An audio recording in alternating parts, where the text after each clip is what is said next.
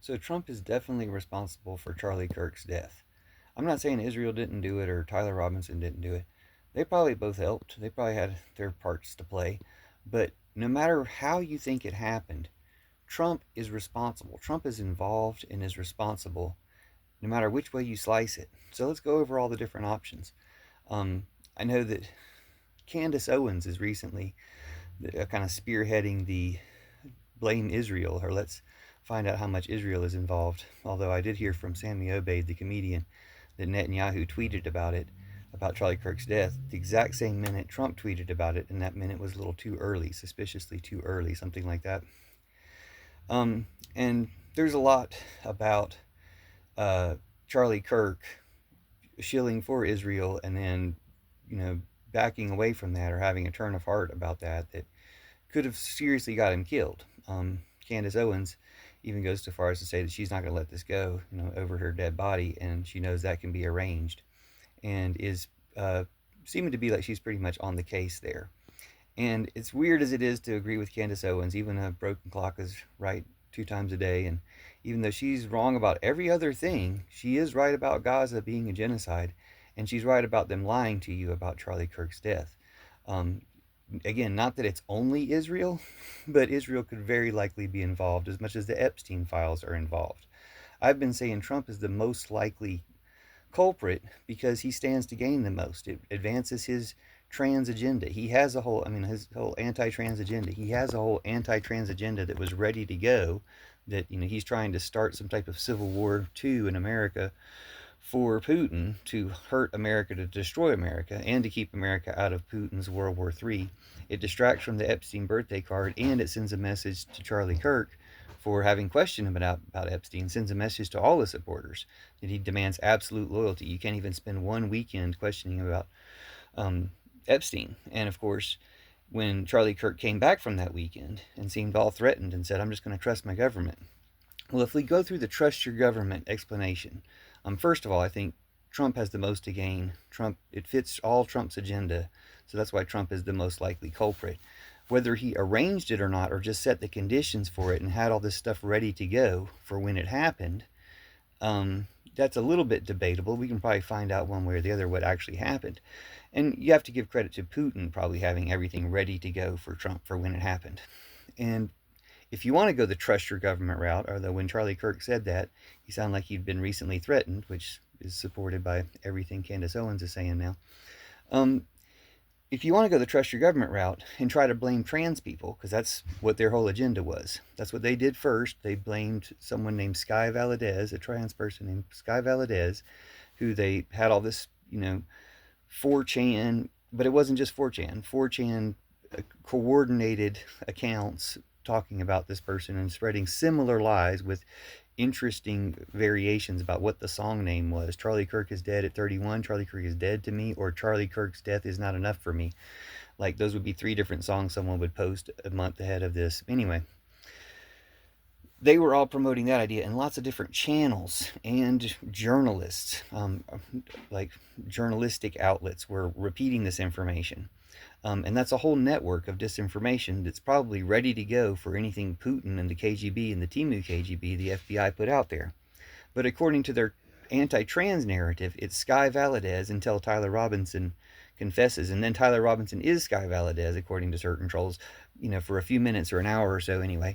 And then it moves on to no, he has a trans roommate, they've decided. They've come up with the idea that he has a trans roommate and he did it for them. And then, to my mind, the transcript of the text between Tyler Robinson and the trans roommate, supposedly, allegedly, sound like Kash Patel used a KGB AI to come up with something. I mean, it even has a part that says, hey, make the FBI look good in here. To suggest that the FBI had already contacted his dad and was looking for pictures of the gun. Like, really? Like, anybody supposed to believe that was actually a discussion? And the obsession that either Kash Patel or the KGB chatbot has with their grandfather's gun, just very weird, very unbelievable, and like every line in it was designed to both tie up all the different ends. You remember when I was engraving that letter? Oh, this is just a big meme, and oh, I think it will be funny to hear, a news personality say, if you're reading this, I'm gay, stuff like that, or ooh ooh, to hear a news personality say ooh ooh. Like, that's what we're supposed to believe is the motive to be a meme, to be like Luigi or something. Inside Edition was doing the same thing, saying there's a comparison between Luigi and Tyler Robinson. And they did this reporting standing in front of a McDonald's because one of his friends, his Groiper friends, in a text chain that sounds a lot more believable, said, better not go to McDonald's. And the engravings, these are references to Luigi, but the fact that his friends that he texted with about this were just kind of like, haha, oh, you're the one who killed Charlie Kirk, oh, we kind of thought it was you, haha, don't go to McDonald's, that this is all a big joke to them, suggests that they're all groypers. But again, back to the official narrative that it has something to do with trans people. Trans people probably have nothing to do with this, but now they have a whole Kash Patel generated, AI generated, I think, text chain between them that absolves the FBI and makes them look like heroes and all this stuff that's just completely unbelievable. But they would sign on to it if they're trying to promote Trump's anti-trans agenda. Now, even if all that's true, though, if it's not just some fanfic that Kash Patel came up with, if it's true what they said to each other, then it starts to read like they're going to make a movie out of this and make them look like heroes in the movie, because it's doing it for love, and he's doing it to protect the one he loves, and it's self-defense against the guy who wants to murder all trans people and stuff like this. And so you know they they don't realize what they've done with this fanfic, shipping him and his roommate together.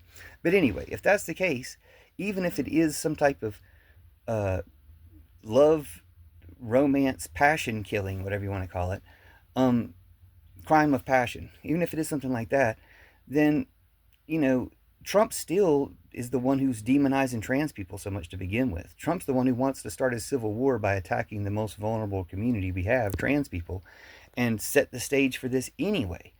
Now let's consider that all that's bullshit. There's no trans people involved, and that's just from the FBI, KGB, Timu KGB, FBI, and Trump trying to target trans people. Then he's a groiper. Then he's doing it for Nick Fuentes. Then he's doing it because they're not fascist enough. He's using an Antifa song to call Charlie Kirk a fascist because he's not as fascist as they are. Why I wear this shirt to talk about this. Although Spider-Man's good. This is just for the meme effect. Anyway, he's doing it for a far, far right agenda. Now, whether that's still plotted by Israel and Trump or not, it still benefits them. And again, look up all the stuff that Israel could be related to Charlie Kirk's death and Trump. And so it still benefits Trump. They still have an agenda ready to go for when Charlie Kirk was killed. Trump had a whole statement. He was the one who broke the news to most people because he was first reporting it because, he knew. Because he knew in advance. Just like it happened the day that he attacked Chicago, the city with America's largest Polish American population, and the day that Putin attacked actual Poland, starting World War III, or attacking NATO and therefore attacking USA. And then Trump's blowing all that off with this distraction of Charlie Kirk shooting. So it all fits in like a little bit too well planned, and then throw in the stuff that Candace Owens is exposing now about Israel threatening him. That's exactly the same as Trump threatening him to stop talking about the Epstein files. And then Tyler Robinson either becomes someone who's taking the fall, a fall guy who had nothing really to do with it other than that, and then they can make up whatever they want to about him because he's agreeing to play a role in their charade. Or he's the person who did it, but he did it because he's a groiper. He did it because they had this wing of their terrorist network ready to attack this other wing of their terrorist network all along. And once they pulled the trigger on the plan, they did all this other stuff too, which all this other stuff was ready to go. Is this enough to explain to you how Trump is responsible no matter who did it, no matter who actually orchestrated the plan, or even if it's a lone wolf orchestrating the plan? Trump still set the conditions. Trump still refused to release the Epstein files. Whether or not it was Tyler Robinson, all sort of their supporters are terrorist enough and trained enough and upset enough about the Epstein files. Whether they're upset with Charlie Kirk for questioning their dear leader Trump about the Epstein files in the first place, and they did it for Trump, or whether they're upset with Charlie Kirk for questioning it briefly and then going back and saying, I'm going to trust the government, and thought that he sold them out. That's a motivation enough, and Trump set that motivation by refusing to release the Epstein files and by campaigning and ginning everybody up.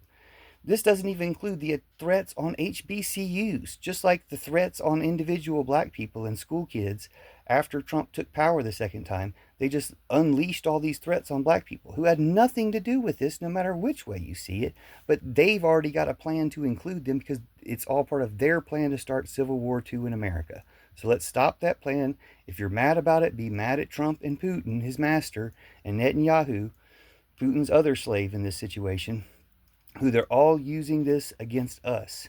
So let's turn it around so it backfires on them. And as hard as it is to say, respect to Candace Owens for being the one to point some of this stuff out.